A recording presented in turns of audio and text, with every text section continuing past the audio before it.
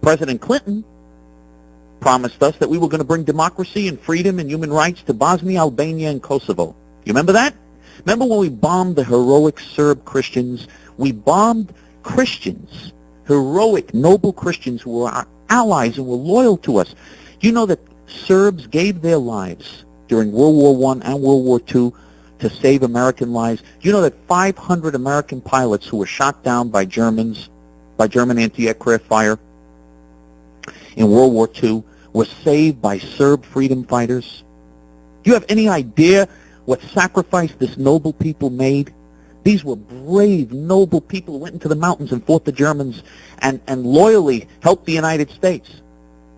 These are people who were loyal to us against the Soviets too. They were always our allies and our friends, these Serb Christians, and they saved the Jews during those Jews who were smart enough to fight with them, which is not most. Most Jews were idiots and went to the, followed German orders and went to the death camps. They did. The Serbs said, "Come and fight with us in the mountains," and those Serb Jews and Yugoslav Jews who did that survived. But most of the Jews, no, it's not practical. You can't do that. No, what? You're going to fight the German army? You're going to fight the German army? What, are you kidding? Be practical. I wouldn't bet on that stock. Be practical. Those Yugoslav Jews who went to the death, who followed German orders and didn't listen to the Serbs were killed, and those who went into the mountains, the Serbs treated them like their brothers. The Serbs never said, "Oh, you're a Jew, you're going to be treated differently." Never. The Jews were treated equally, and the Serbs, they are such a decent people. No Serb, through all these wars and all this time, no Serb touched so much as a fingernail on a Jew. These were wonderful people, and they saved thousands of Jewish lives. And their enemies are the ones who murdered 90,000 Yugoslav Jews. So the Serb Christians, wonderful people, heroic people, they were portrayed as the big evil war criminals and the Nazis, and they're terrible by all the Jews. They were the ones who were portrayed as terrible people. You talk about Orwellian turning the world upside down. How evil. This is the most noble anti-Nazi people in history. The real Nazis, the Muslim Nazis that they were fighting against, who, by the way, supported Hitler in World War II, who used to take Jewish babies and put hooks through their necks. They put hooks through the necks of little Jewish babies in the presence of their mothers. The Albanian SS and the Bosnian SS and their Croatian allies. They murdered 90,000 Yugoslav Jews, and they were called the victims. And the Serbs who protected the Jews were called the Nazis. That's the way our news media works. And that's the way Bill Clinton works, that animal, Yamach Shmova Zichro, may his name and memory be obliterated, him with his lesbian wife.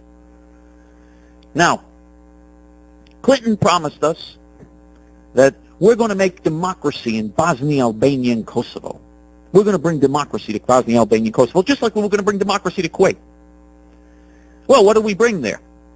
Al-Qaeda has active cells in all of those areas. We have Al-Qaeda terrorists there. It's infested with every terrorist organization under the sun. And not just that, they're doing something very productive for the Muslim world. They are the #1 source of heroin to the United States and Europe.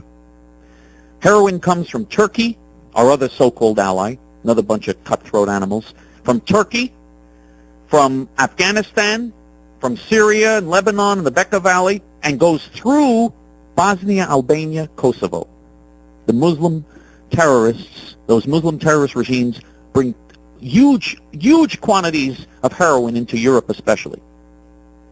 And you have Bosnian and Albanian Muslim gangs, organized crime. All the organized crime in Europe, almost all of it is Bosnia and Albania. In Italy, you don't have a mafia anymore. There's no mafia. The Bosnian and Albanian Muslims are the organized crime gangs there.